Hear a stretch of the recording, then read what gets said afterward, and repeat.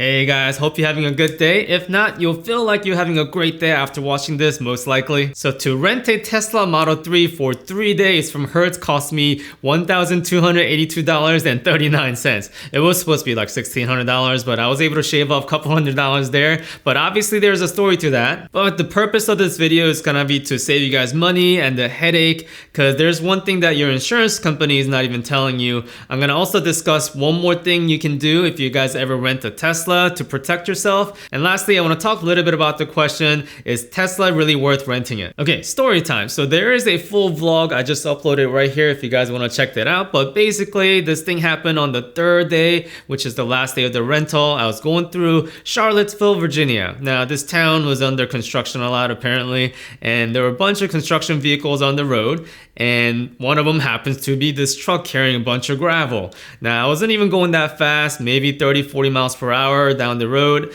and I was in a different lane than the truck, and I saw the truck kind of do a little bump and saw a bunch of gravel drop, and next thing I know, one of them just hit my windshield. Now normally on a regular vehicle, I think it would have just hit the grill, but if you guys know Tesla Model 3, it's a very low vehicle. If you go stand next to it, the windshield kind of like comes to your waist. That's how low this is. So it didn't even stand a chance. That gravel just like straight up hit the windshield first, and it was a small crack, but it was pretty bad because I could see like a tiny little rock that's actually embedded inside the windshield. So I knew it was gonna like start spreading, and it did. So luckily I did record it. If you guys know, Tesla has something called Sentry mode, so it did record the whole thing. We'll talk more about that. But when I came back to the Hertz to drop off my car, I was able to fill out an incident report, and the person who took the report said, you know what, don't worry about it, it's not your fault. But when I got home to do more research, when a gravel drops on a highway or on a road, if it hits the pavement first and then it hits you, it is not the truck driver's fault. If a truck driver is being like negligent and they're not even like tying things down and big things like fly off and like hit you, that's another story. But if it's a rock, a gravel, something that's a debris that's part of the road that's hitting you, yeah, that is basically up to the driver, the owner of the vehicle, to take care of it. So it kind of sucked, but I wasn't again so worried because I had insurance. In fact, I did call my insurance before renting that car because I wanted to find out if the rental car damage was covered, and my insurance assured me that it was covered. So I left it at that. So a couple problems. First, Hertz never actually contacted me for a long time. In fact, several weeks went by and I just haven't heard anything. So I was the one who actually had to call Hertz to find out, hey, like what's going on with this damage? Like, let me know. So that's one problem. So once I finally got through them, the second problem is the bill that I got. Let me show you. So the damage claim balance they sent me was $1,580.51.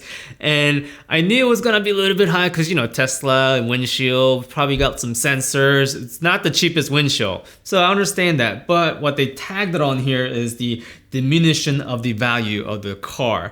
So if you guys saw the vlog, that was a brand new Tesla. So again, I kind of understand it. So once you get your windshield cracked and have to replace that, even though it's not an accident, they have to diminish the value of the car. Well, okay, I get that. But there's also the administration fee of $100. Again, I wasn't so worried about it because yes, I knew my insurance deductibles around $500. Take care of it through insurance. That's not what happened. So after weeks of going back and forth, my insurance company finally paid the Hertz insurance claim department, and I got another bill of the remaining balance, and this is what I got. So the amount that I owe at this point was $1,090.51, and still I'm like, oh my goodness. It's a lot of money. So what I noticed here is that my insurance only paid $490 out of the whole bill. So I called my insurance and found out that they will not cover for the diminishing value of this vehicle. This is where they get you on both ends. And the second thing is that the deductible that I mentioned, the $500 deductible, yeah, they're not gonna bill me that $500. Rather, out of the $990 damage cost that's on here, they're only gonna pay $490 because they're just gonna make me pay for the deductible by not covering the rest of it. Now here's where I was able to save about $300. So my own insurance recommended that I tell Hertz that my insurance will not cover for the administration registration fees nor the diminished value of the vehicle, which is a lot. So when I told them that it's all gonna come out of my pocket, they were able to kind of like reduce that amount down, knowing that the amount is actually coming from their own customer rather than an insurance company. So that's one thing you could do. It may or may not work depending on the case. So that's how I was able to shave off about $300. So my responsible amount for the cracked windshield ended up being $754.76. An actual rental amount was $527.63. And that's how I came up with the number $1,282.39. But the moral of the story is that even though you have your own insurance, and of course each insurance is a little bit different, but most insurance, you want to get the insurance from the rental company itself. Now this is not sponsored by Hertz or any other rental companies. I'm just telling you this because it was just so painful to experience this. So the coverage that Hertz has, it's called LDW. So loss damage waiver is what they're calling it. It's gonna show up when you go through the checkout period, right? And it's only like $40-ish per day. And I say only because it's, you know, it's worth it, I think. But at the time of me checking out, like, you know, 40 times 3 is $120. So it was just like, ooh, that just brings up the rental fee a lot more. But now that I went through all this time that I had to spend to go through this and the amount that I had to pay, I think it's worth it. And I mentioned that there's one more small thing you could do to protect yourself if you ever rent a Tesla, and that is to bring your own USB stick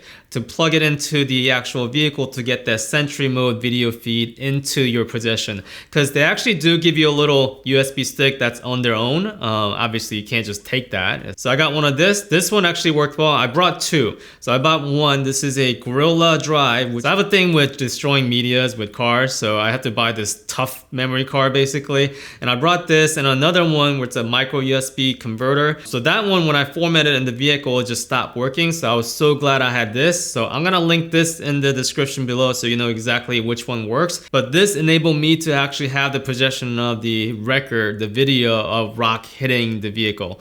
Now here's the other thing.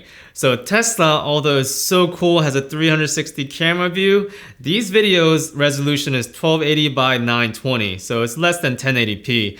And you can barely tell like someone's license plate. So know that. And also it records in 36 frames per second. So you are able to slow it down a little bit. If you play it at a regular speed, it might lose the frame. So just know that if you don't find the rock, for example, I had to like slow the footage down to find that little rock. But yeah, the resolution is a problem. So unless you go really, really up close to a vehicle, which, you know, you might have to do safely. It's kind of ironic because the truck that dropped the gravel to hit me, I couldn't read their license plate, but I could read that it said fuel by haters. Yeah, that's funny. As gas price is really high, that's how they're paying for fuel. So yeah, you make sure you get one of these if you ever rent a Tesla, and make sure to enable the Sentry mode because by default it's already turned off, so you gotta enable it. So after all this, is renting a Tesla really worth it and a good value? So I guess I gotta look at this in two different angles. One being in a multiverse where I didn't get the windshield cracked, and the other being obviously this scenario here. If there was no accident, my invoice would have ended here. So they charged me $140.81 per day. But there's all these fees. So really, if you add all those up, it ends up being $175.88 per day to rent the Tesla, which I don't think it's that bad if you drive a lot. If you guys watch my vlog, I mentioned that to drive 575 miles, the actual supercharger cost only came up to be about $23.52, which I did not end up paying for. So when I call Hertz, no one could figure this out, by the way. So apparently they added a voucher on my bill. And I don't know if I got this voucher because when I rented the vehicle, they actually didn't have the car in the lot when I arrived.